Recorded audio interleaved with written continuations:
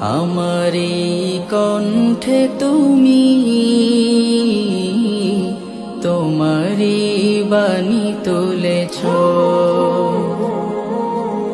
বুকের দেরাজ তুমি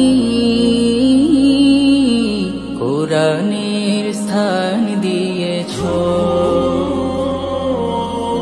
এত ভালোবাসো কেন মালিক আমায়, কি করে শুকুর তার করি আদায়। এত ভালোবাসো কেন মালিক আমায়, এত ভালোবাসো কেন। হৃদয়ের বাগানেতে তুমি ফুল এক, যে ফুলের সাথে মিশে আছে আবেগ।